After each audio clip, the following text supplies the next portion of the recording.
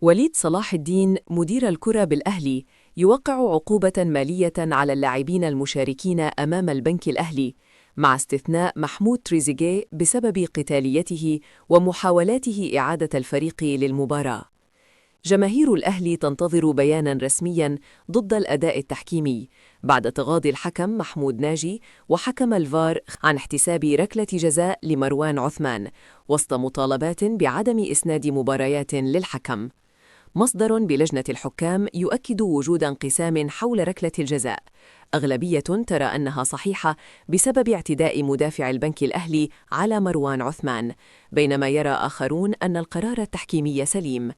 الأهلي ينفي التفكير في العفو عن إمام عاشور والاكتفاء بالغرامة رغم حاجة الفريق الفنية له.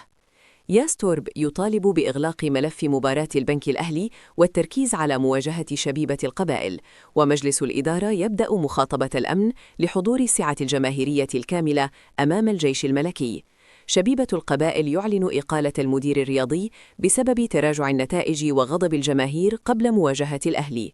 الأهلي يستعيد خدمات ياسر إبراهيم أمام شبيبة القبائل بعد غيابه بسبب الإجهاد. مصدر داخل الأهلي يكشف عدم اقتناع بعض المسؤولين بينهم سيد عبد الحفيظ بعدم مشاركة يوسف بالعمري أساسياً وتفضيل أحمد نبيل كوكا في مركز الظهير الأيسر. تصريحات تورب بتفضيل كوكا في الجبهة اليسرى أثارت غضب جماهير الأهلي وعدداً من النقاد الرياضيين. حالة استغراب داخل الأهلي بسبب استمرار تراجع مستوى محمد علي بن رمضان. تورب يأمل في عدم طول غياب زيزو عن الفريق لأهميته الفنية وعدم وجود بديل بنفس الجاهزية. وليد صلاح الدين يطالب أحمد عيد بالابتعاد عن السوشيال ميديا والتعلم من أخطاء مباراة البنك الأهلي.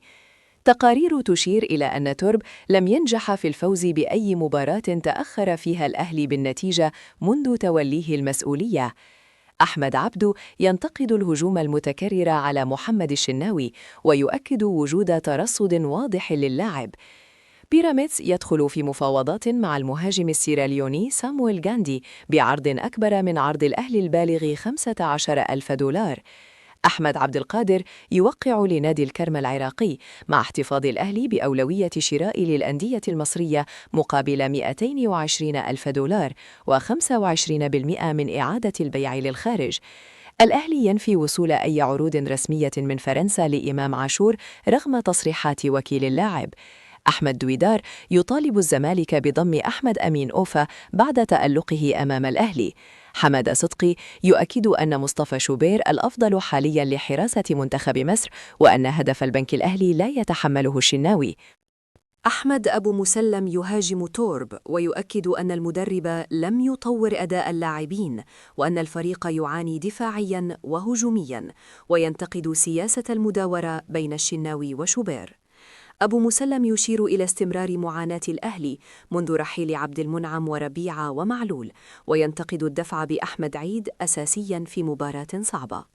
ضياء السيد يؤكد أن دفاع الأهلي الحالي لن يحقق بطولات، مشيراً إلى خطورة الكرات الثابتة وضعف المواجهات الفردية.